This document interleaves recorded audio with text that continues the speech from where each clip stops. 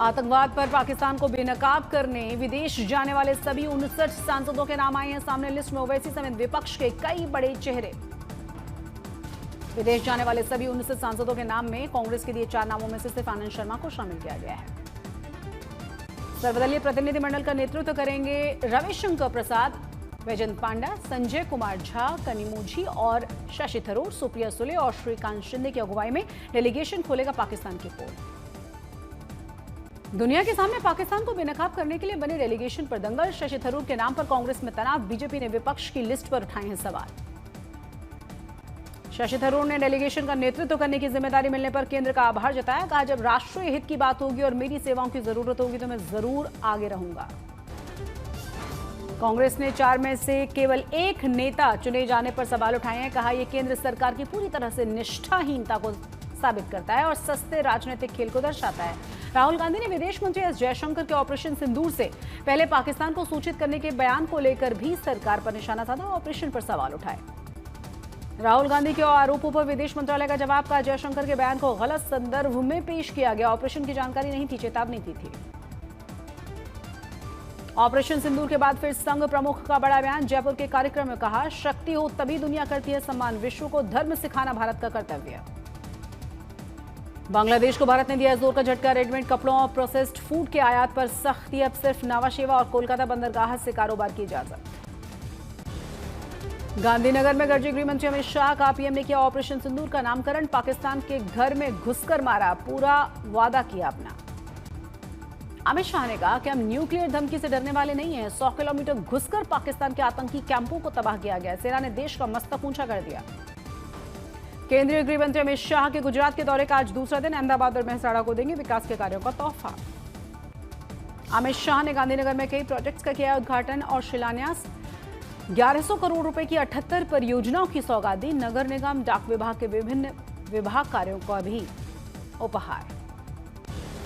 भारत और पाकिस्तान के बीच आज डीएमओ स्तर पर अगले दौर की बातचीत होनी है। सीज फायर की सहमति जारी रखने पर चर्चा हो सकती है। पाकिस्तान के साथ चल रहे तनाव के बीच केंद्र सरकार ने बड़ा फैसला लेते हुए सेना को आपातकालीन खरीद की मंजूरी दी। तीनों ही सेना अपने जरूरत के अनुसार खरीद सकती है हथियार। पाकिस्तान के चहेतों को एक और सबक। चंडीगढ़ यूनिवर्सिटी ने टर्की और अजरबैजान की 23 यूनिवर्सिटी से नाता तोड़ा है। ऑपरेशन सिंदूर के बाद देश भर में टर्की के खिलाफ आक्रोश। शारदा विश्वविद्यालय ने इस्तांबुल विश्वविद्यालय और हसन विश्वविद्यालय के साथ एमओयू रद्द किया। चिनारकोट के जनरल ऑफिसर कमांडिंग के दक्षिण कश्मीर में सुरक्षा का जायजा लिया। राष्ट्रीय राइफल्स बटालियन का दौरा किया। जासूसी के आरोपों में हरियाणा की महिला यूट्यूबर समेत 6 की गिरफ्तारी। पाकिस्तान को संवेदनशील जानकारी देने के आरोप में 5 दिन की रिमांड पर भेजा गया। दिल्ली में आम आदमी पार्टी को बड़ा झटका। 15 आम आदमी पार्टी के पार्षदों ने इस्तीफा दे दिया। बागी नेताओं ने बनाई अपनी अलग पार्टी। नई पार्टी इंद्रप्रस्थ विकास पार्टी का नेतृत्व मुकेश गोयल करेंगे। इस बिखराव के बाद एमसीडी में बदल सकते हैं राजनीतिक समीकरण। उपराष्ट्रपति धनखड़ की देशवासियों से अपील है कि सोच समझ कर ही किसी देश से व्यापार या पर्यटन करें। कहा, भारत के खिलाफ काम करने वाले देशों को किसी भी रूप में आर्थिक मदद न दी जाए। डिप्टी सीएम ब्रिजेश पाठक पर अभद्र टिप्पणी करने के कारण समाजवादी पार्टी की मीडिया सेल के हैंडल पर दर्ज की गई है एफआईआर। बीजेपी महानगर अध्यक्ष आनंद द्विवेदी ने दर्ज करवाया मुकदमा। सूत्रों के हवाले से खबर। ऑपरेशन सिंदूर के दौरान पाकिस्तान की सेना को हर मोर्चे पर खानी बड़ी शिकस्त। वायुसेना ने एयर डिफेंस गन से पाकिस्तान के 600 से ज्यादा ड्रोन्स को नाकाम किया था। जम्मू कश्मीर के कई इलाकों में एसआई ने चलाया छापेमारी अभियान। आतंकवादी गतिविधियों के मद्देनजर सोपोर, बारामूला और गांदरबल में चलाया गया सर्च ऑपरेशन। समाजवादी पार्टी की मीडिया सेल पर अभद्र भाषा पर बीजेपी के प्रवक्ता राकेश त्रिपाठी का हमला। बोले, समाजवादी पार्टी अधिकृत हैंडल है जिस पर लगभग दर्जन भर एफआईआर दर्ज है। जम्मू कश्मीर में नागरिकों की सुरक्षा को लेकर बड़ा कदम। नागरिक सुरक्षा के लिए पूर्व सैनिकों की तैनाती के प्रस्ताव को मिली है मंजूरी। 4000 पूर्व सैनिक वॉलंटियर की पहचान। जसपुर में सीएम विष्णुदेव साय ने तिरंगा यात्रा से पहले शिव मंदिर में पूजा अर्चना की। तिरंगा यात्रा में भारत माता के जयकारे लगाए गए।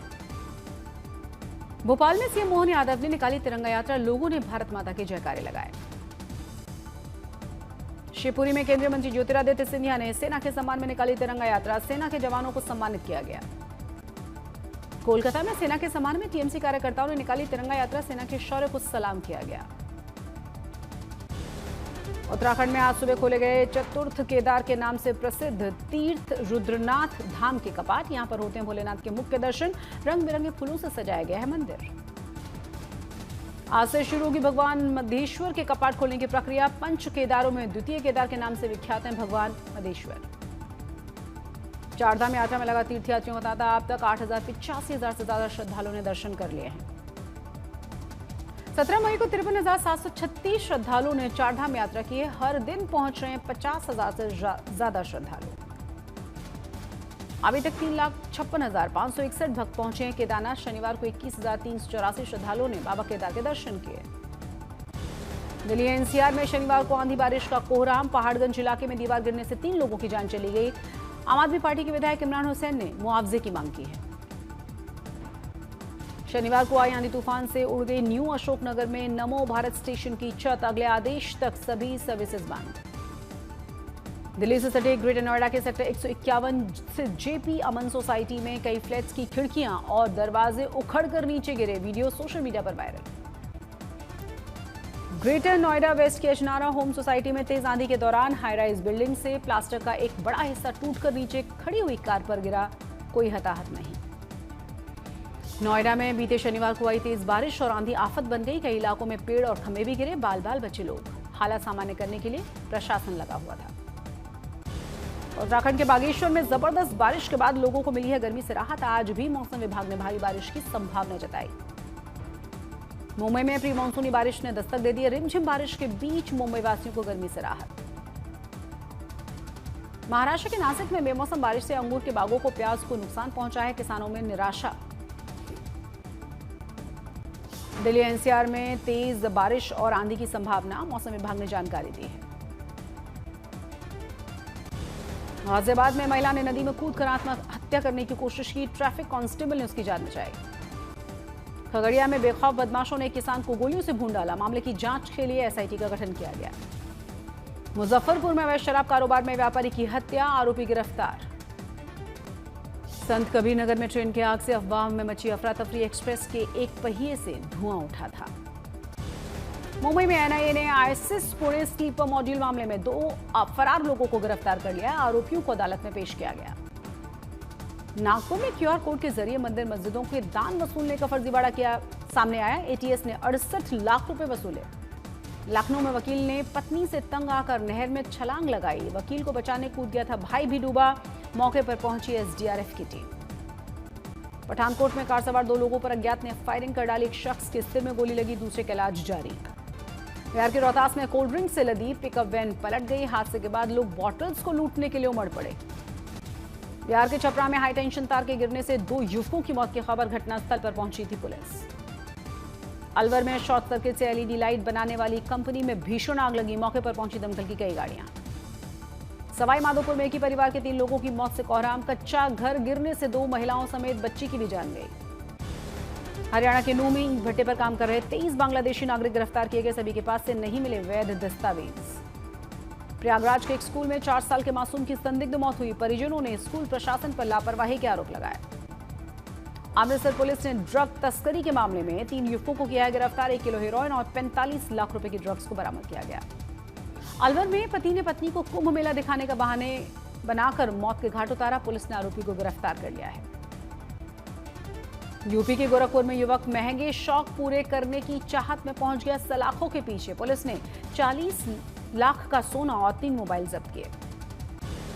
डिफेंडिंग चैंपियन कोलकाता इस सीजन से बाहर फिलहाल 12 अंकों के साथ 6ठे स्थान पर। आईपीएल पार्ट 2 का पहला ही मुकाबला बारिश की भेंट चढ़ गया। बेंगलुरु में लगातार होती रही बारिश से नहीं हो पाया एक भी मैच। बेंगलुरु और कोलकाता के बीच होना था मुकाबला। 17 अंकों के साथ बेंगलुरु पहले स्थान पर।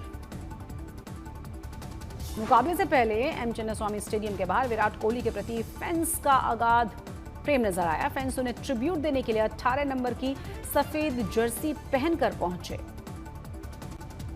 आज होंगे 2 मुकाबले। राजस्थान और पंजाब होंगे पहले मुकाबले में आमने सामने। दूसरे मैच में दिल्ली की भिड़ंत होगी गुजरात से।